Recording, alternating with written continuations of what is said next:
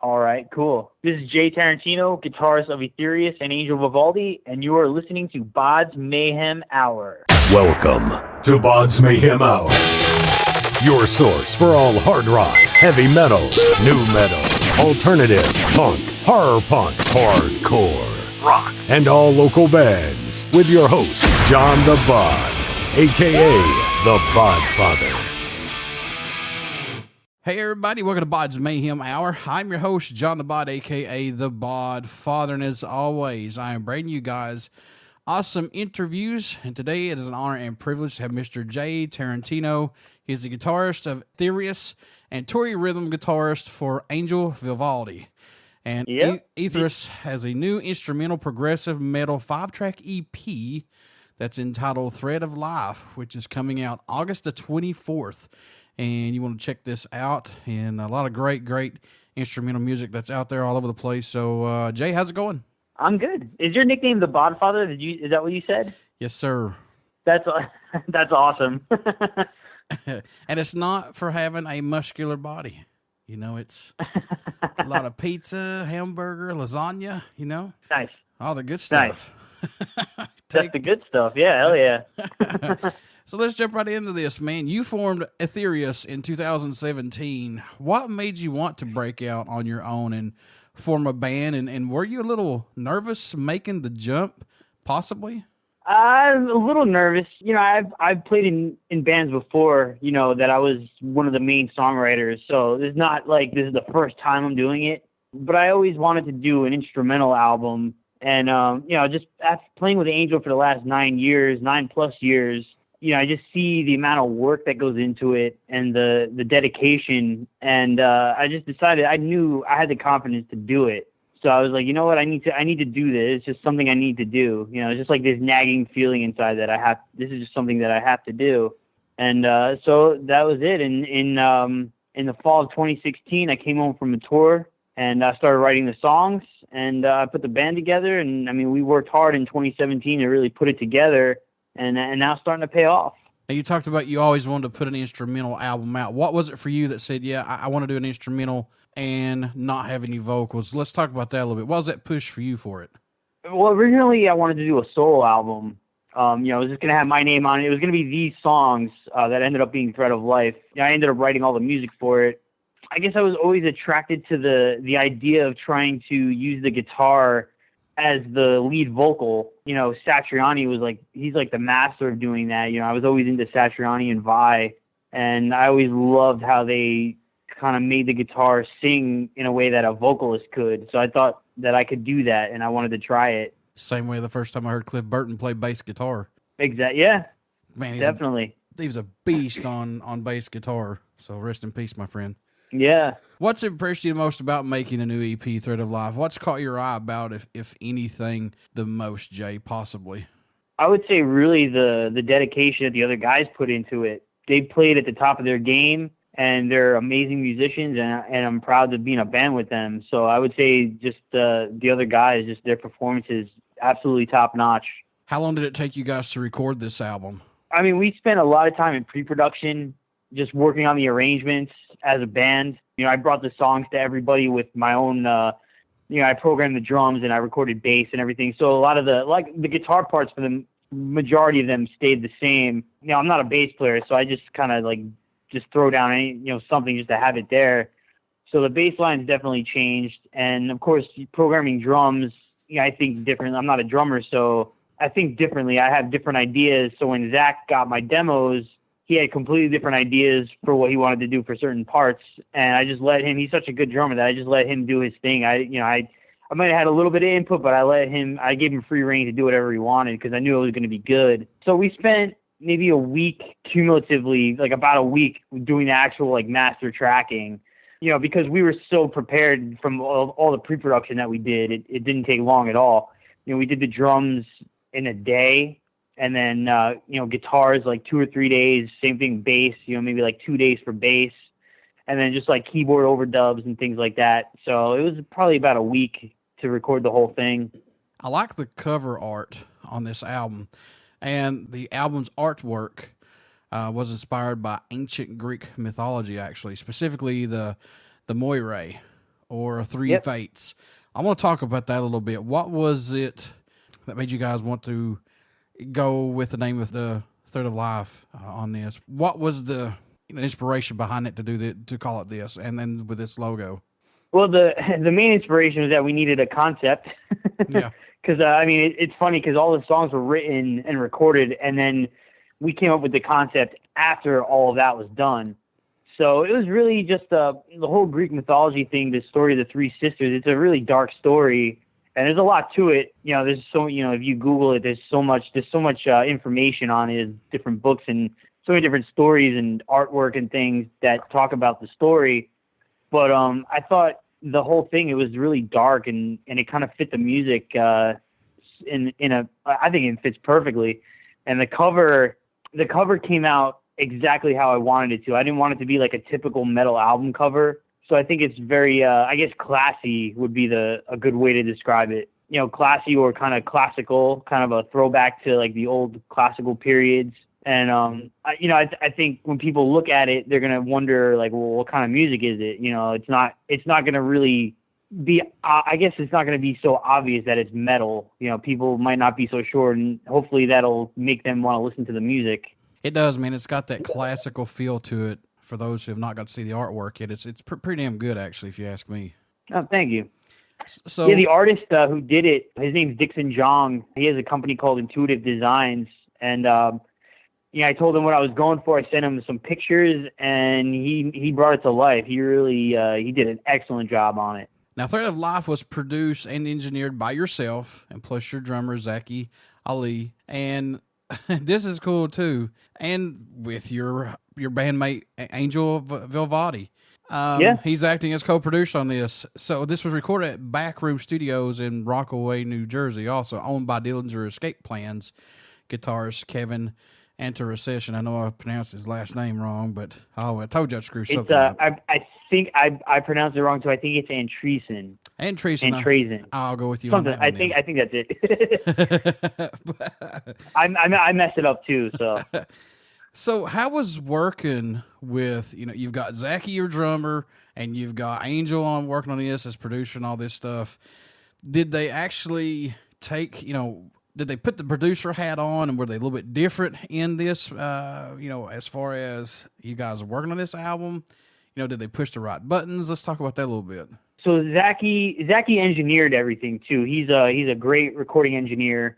He has his own studio, so we recorded a lot of stuff there. So he did a lot of the producing. He helped me when it came to like tracking guitar, rhythm guitars, and things like that. And he's a killer guitar player too. So he actually contributed some guitar parts to this record. He didn't play them, but he came up with the ideas for some guitar parts. So he's besides being an awesome drummer, he plays the piano very well, which he actually he and I arranged all the orchestration on this EP, but he actually played it on the piano because he's that good. And so he really did a lot with the producing, the engineering. Angel co-produced, so he actually tracked bass. He worked with Chris, our bass player, and tracked bass with him. And he helped me out. He helps me out a lot with the lead guitars, the melodies and things. So I would say the lead guitars actually changed from the demos because he had a lot of cool ideas to suggest to me. I have good ideas, but sometimes I need someone to push me in a certain direction. And he's really good at pushing buttons, pushing my buttons as a player, really knowing what I'm good at and giving me a direction to go in. So as a result of that, a lot of the leads that were on the demo ended up being completely changed on the final product. So I'd say probably like 80% of the leads ended up being changed in some way. I want to back up here just a little bit and let's talk about the going the EP route instead of the full length route. Was it just, let's just get a couple songs out, get an EP going, let's see how the fans react to it, instead of, saying, hey, look, let's just put a full length out. Let's talk about that. So it was a little bit of that. I was like, let's put out 5 songs, let's see what the response is. And also I think too, putting out a full album is a lot of work. It's just, if we were going to do a full album, everything would have been pushed back and this EP wouldn't be coming out when it is. So for us, I think our goal is to maybe do like one EP, like a 4 or 5 song EP every year, instead of trying to do a full album like every 2 or 3 years. Because I think it's important to have consistent content every time, or maybe not every time, every year. Otherwise, people will forget about you. So I think we're going to be doing that. I wouldn't be opposed to doing a full-length album, but I think for now we're going to do like 4 or 5 song EPs, maybe like one a year, just to keep it consistent.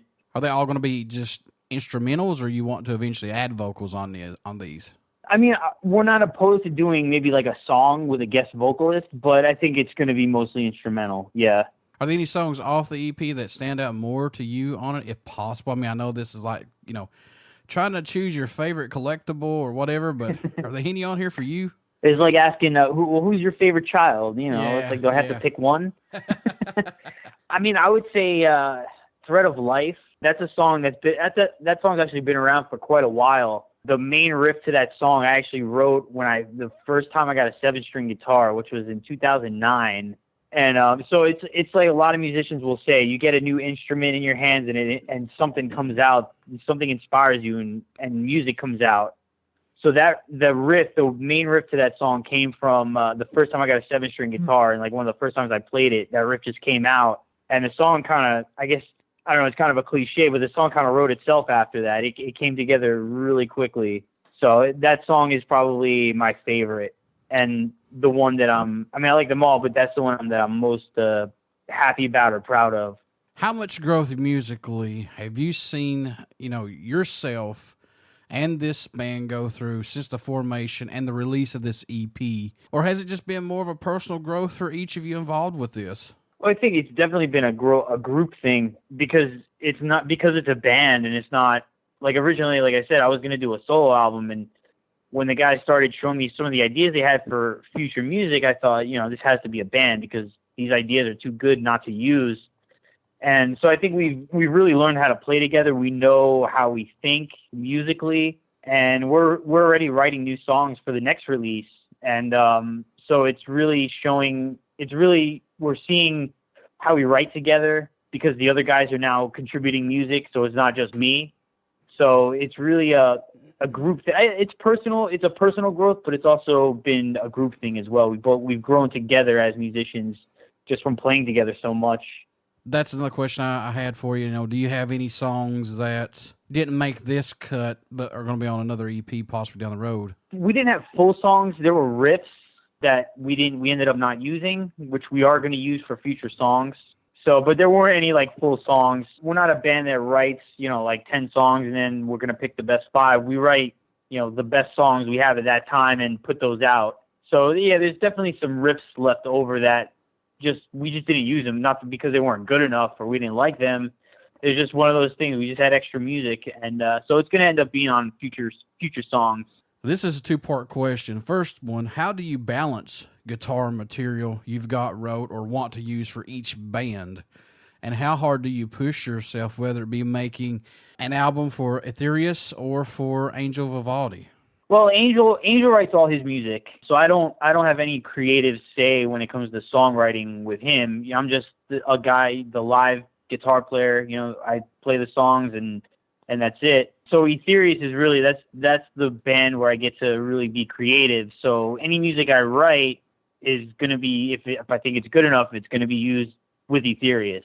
Do you do anything differently during the writing and recording process, to help keep your mind open and fresh, to not let your music get stale or not go down a path that you went down before you said, nah, I don't want to do that again? What helps you to stay track on that? Just really when I'm making demos, I just experiment. I'll try anything once. If it ends up not working out, then I just trash it. But even if it's a riff, sometimes I'll come up with a riff and think, oh yeah, man, that riff's so cool. And then I'll listen back to it like a week later and I go, man, what was I thinking? That riff sucks.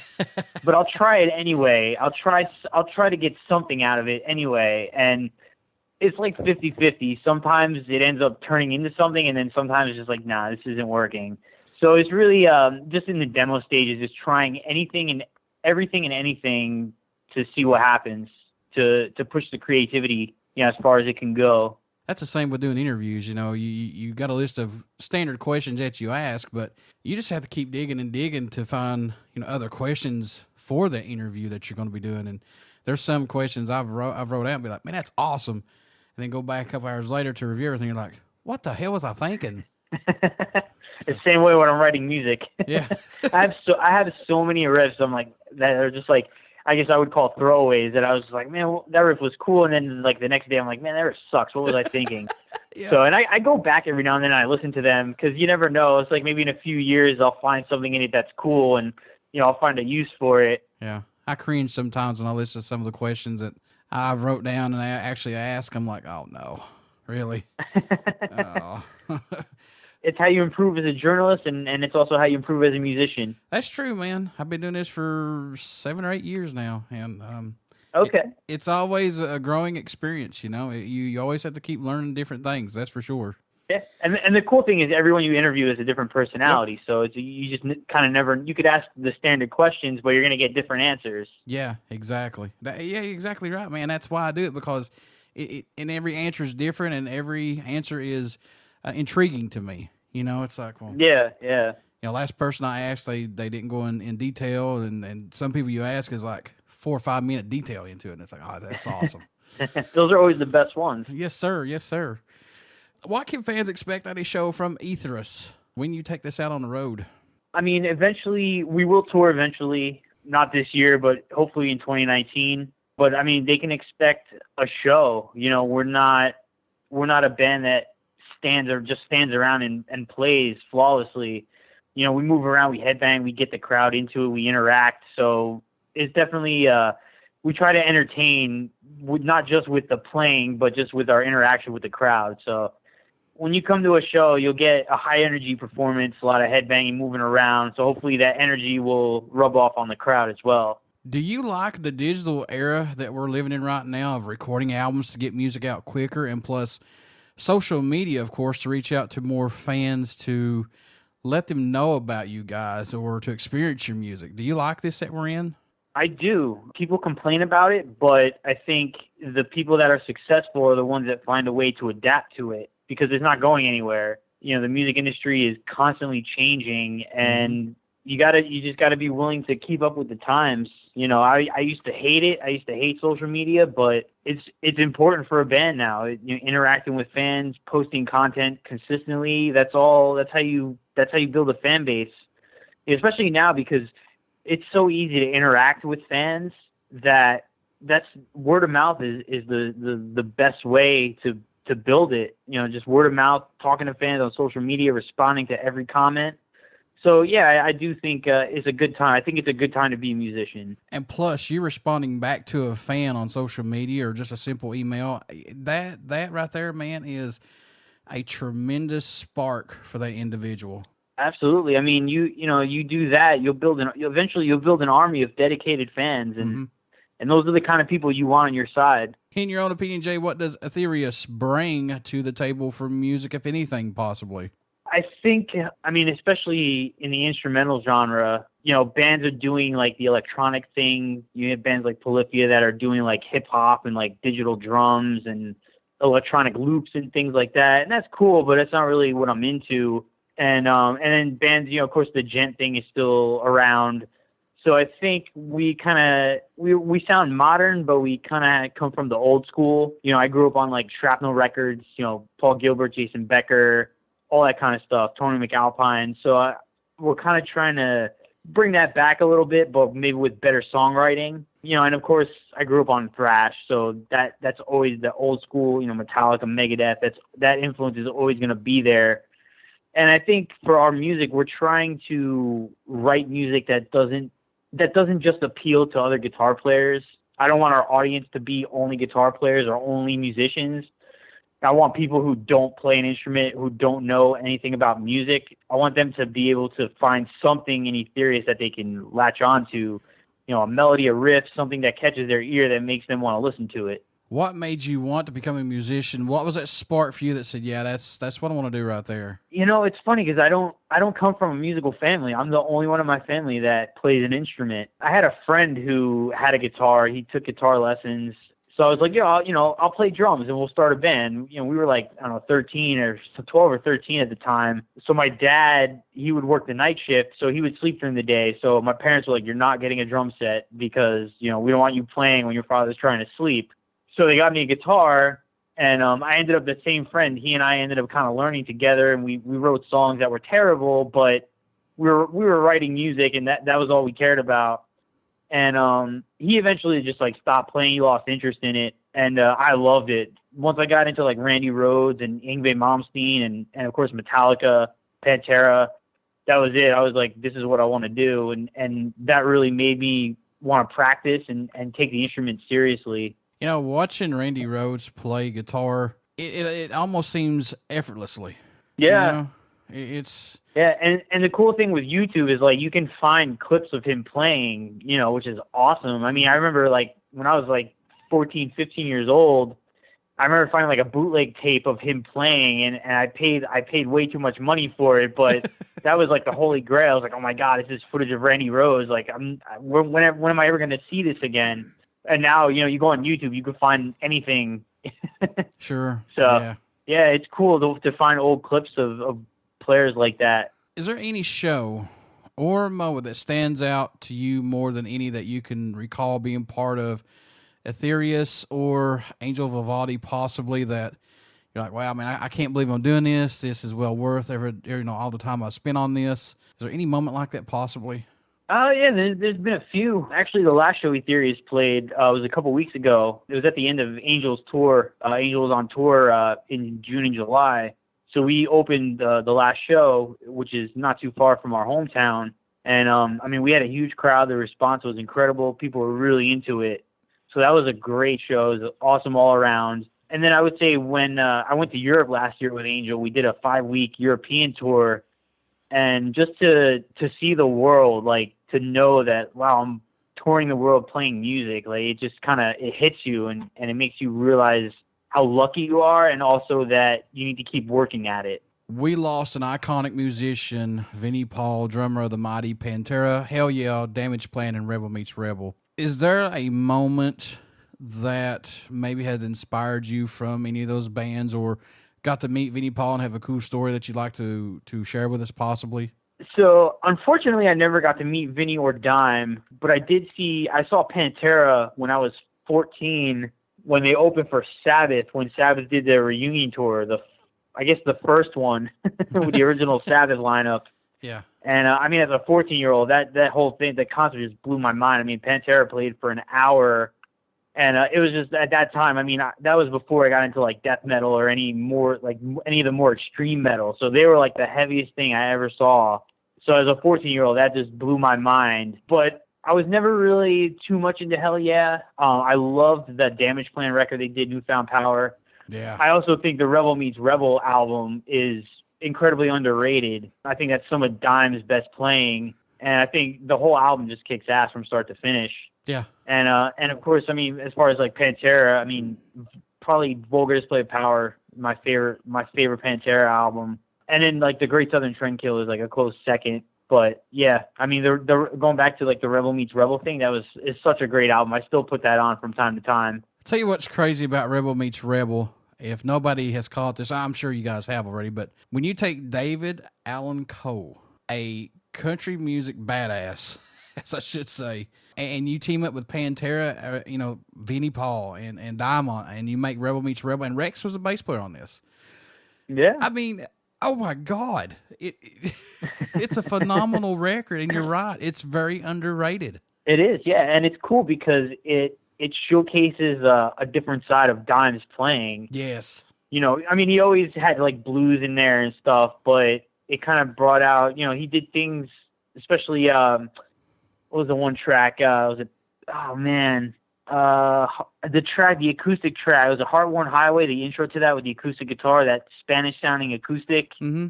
Where he comes in with those chords and that like flamenco kind of thing. The classical like he would style. never do that he would never do something like that on a Pantera record. So that's cool to see like another side of his playing. And if I'm not mistaken, there's been a couple musicians that's used some of Dime's guitar playing on some of their records. Yeah, I think Nickelback. I think Nickelback used something, like Vinnie gave him permission to use a snippet of something on a record. Yep. That's crazy. How and crazy I think Hell Yeah too. One of the last Hell Yeah records. I think there's like a section with some of Dime's playing on it. There is. Yeah. There is. You're very true, man. What advice, Jay, would you give someone out there who is wanting to play guitar or who is struggling with it and wants to give it up or walk away from it? What would you say to them as far as advice? I would say go out and find someone to jam with, another guitar player, someone who's better than you. For me, I took lessons over the years, but my greatest period of growth as a musician were the times that I was playing with whether it's another guitar player or drummer, someone who I thought was better than me. So I would say anybody out there who's struggling, who's just learning to play guitar, find someone who's better than you and jam with them. Pick their brain, learn what you can. Folks, you want to get out, pick up this instrumental album from Jay and the band Etherius. Give them a chance. Check this out. They got some, you guys got some singles videos that are out right now. Yep. Check those out, folks. What are they again, Jay? Oh, what was that? I'm sorry. What are the videos that you guys have out right now, the music videos? Okay, so we have a couple of, we have a music video for the song Inevitable End. So if you go to YouTube, just type in Etherius in the search bar, and it should be one of the first things that comes up. We have a music video for the song The Inevitable End, and then we have a couple of guitar playthroughs, one for Thread of Life, the other for a song called The Soothsayer. And then we have we have a drum playthrough and some other things. But yeah, we got YouTube is where it's at. Like I said, folks, get out, check this out, give them a chance. Thread of Life is out August 24th, and pick this up and support this band. So, Jay, how could folks stay in touch with you guys, buy some merchandise, this album, and plus when you guys take this on tour or with Angel Vivaldi, how can they do that, man? So Facebook is just facebook.com/EtheriusBand. And then on Instagram, it's just @EtheriusBand. And if anybody who's looking to pre-order our EP, digital pre-orders are available. If you go to our Facebook page, there's links to it. If you want a physical copy, you can go to etherius.bigcartel.com, and you can pre-order a physical copy as well as get tickets to any of our live shows. We are working on a website, a band website, so that'll be coming soon, and we'll have merch up. So right now, the only place to get merch is at the shows. Before I let you go, good sir, would you care to do a promo for the show? Sure. All right, cool. This is Jay Tarantino, guitarist of Etherius and Angel Vivaldi, and you are listening to BODS Mayhem Hour. Everybody stick around. We got some great music coming up, and you only hear these interviews right here on BODS Mayhem Hour and BODS Mayhem Radio Network. Thank you so much, Jay. Yeah, thank you, John.